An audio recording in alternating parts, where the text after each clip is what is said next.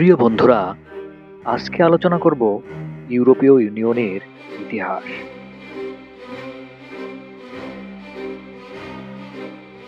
সূচনা, শান্তির আহ্বান।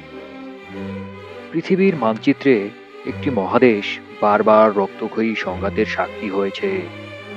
সেটি হলো ইউরোপ।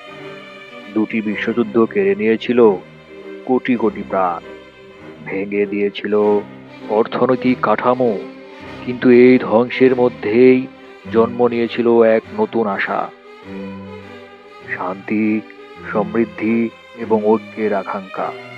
এই আকাঙ্ক্ষার ফসলই হলো আজকের ইউরোপীয় ইউনিয়ন।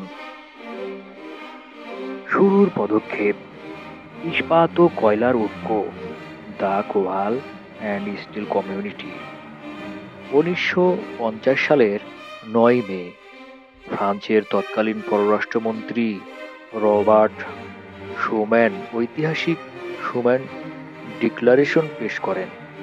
তার প্রস্তাব ছিল ফ্রান্স ও জার্মানির কয়লা এবং ইস্পাত শিল্পকে একটি সাধারণ ব্যবস্থাপনার অধীনে আনা। উদ্দেশ্য ছিল স্পষ্ট, এমনভাবে সহযোগিতা স্থাপন করা যাতে কোনো দেশের পক্ষেই আবার যুদ্ধের প্রস্তুতি নেওয়া সম্ভব না হয়। এই ঘোষণার ফলস্বরূপ 1951 সালে গঠিত হল European coal and steel community, অর্থাৎ ইসিএসসি। প্রতিষ্ঠাতা সদস্য ছিল মাত্র 6টি দেশ: ফ্রান্স, পশ্চিম জার্মানি, ইতালি, নেদারল্যান্ডস, বেলজিয়াম এবং লুক্সেমবার্গ।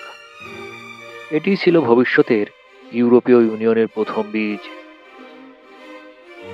সম্প্রসারণের যুগ, রোম চুক্তি ও সাধারণ বাজার। শান্তির এই মডেল দ্রুত সফলতা লাভ করে। মাত্র 6 বছর পর 1957 সালে এই 6টি দেশ স্বাক্ষর করে ট্রিটি অফ রোম, যার মাধ্যমে গঠিত হয় ইউরোপিয়ান ইকোনমি কমিউনিটি, অর্থাৎ ইইসি বা ইউরোপীয় অর্থনৈতিক গোষ্ঠী। উদ্দেশ্য ছিল শুধু ইস্পাত নয়, বরং সব পণ্যের জন্য একটি সাধারণ বাজার বা কমন মার্কেট তৈরি করা। এর ফলে সদস্য দেশগুলোর মধ্যে পণ্য, পরিষেবা, মূলধন এবং মানুষের অবাধ চলাচলের পথ তৈরি হয়। আধুনিক ইইউ এর জন্ম, মাস্ট্রিখট চুক্তি। সময় যত গড়িয়েছে তত বেড়েছে এর সদস্য সংখ্যা এবং প্রভাব। ডেনমার্ক, আয়ারল্যান্ড, যুক্তরাজ্য, বর্তমানে ব্রেক্সিট পরবর্তী গ্রিস, স্পেন এবং পর্তুগাল একে একে এই পরিবারে যোগ দেয়। কিন্তু সবচেয়ে বড় পরিবর্তন আসে 1992 সালে। নেদারল্যান্ডসের মাস্ট্রিখট শহরে স্বাক্ষরিত চুক্তির মাধ্যমে ইউরোপীয় অর্থনৈতিক গোষ্ঠী আনুষ্ঠানিকভাবে নাম পরিবর্তন করে পরিচিতি পায় ইউরোপীয় ইউনিয়ন, অর্থাৎ ইইউ হিসেবে। এই চুক্তির মাধ্যমে শুধু অর্থনীতি নয়, বরং রাজনীতি, পররাষ্ট্রনীতি এবং আইনি বিষয়েও সদস্য রাষ্ট্রগুলো একে অপরের সঙ্গে যুক্ত হয়।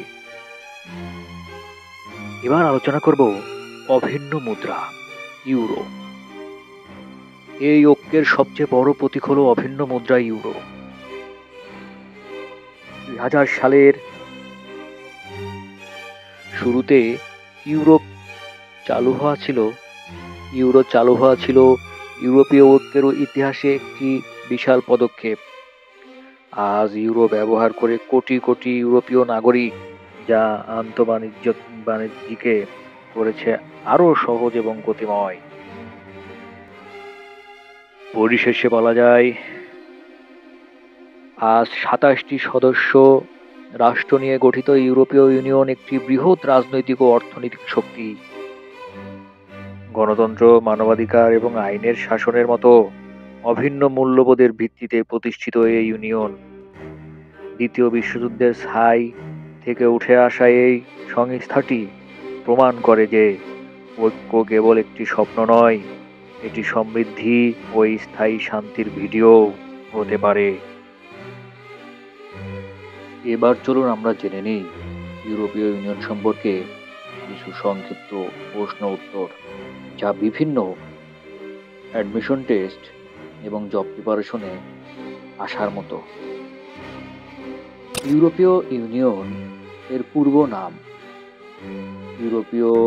ইউরোপিয়ান ইকোনমি কমিউনিটি, অর্থাৎ ইইসি। ইইসি প্রতিষ্ঠা লাভ করে 1 জানুয়ারি 1958 সাল।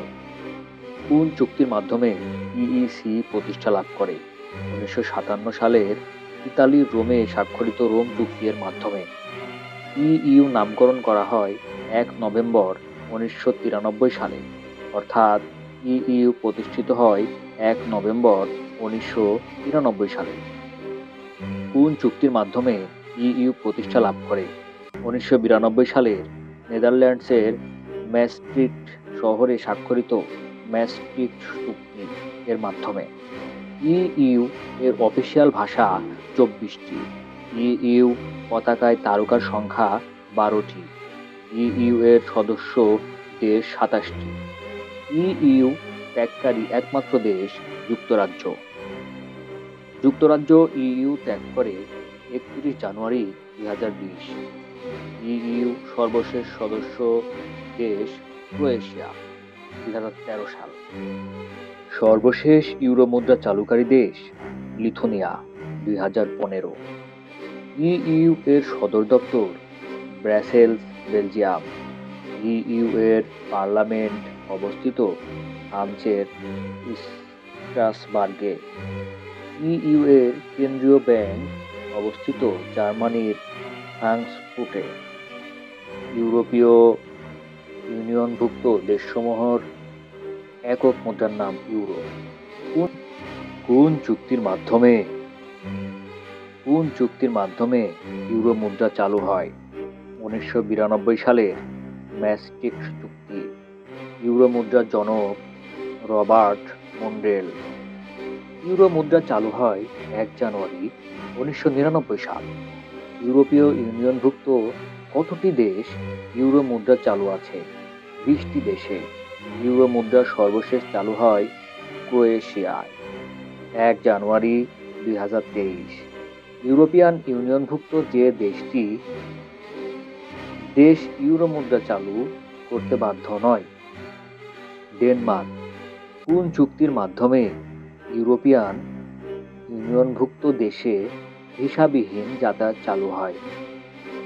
লুক্সেমবার্গের শেনজন শহরে স্বাক্ষরিত শেনজন চুক্তি এর মাধ্যমে। বর্তমানে শেনজনভুক্ত দেশ 27টি। শেনজেনভুক্ত সর্বশেষ দেশ ক্রোয়েশিয়া। এই ছিল ইউরোপীয় ইউনিয়নের সংক্ষিপ্ত ইতিহাস এবং গুরুত্বপূর্ণ কিছু ইম্পর্টেন্ট সংক্ষিপ্ত প্রশ্ন উত্তর, যা বিভিন্ন জব প্রিপারেশনে আসার মতো। ভিডিওটি ভালো লেগে থাকলে সাথেই থাকবেন। ধন্যবাদ।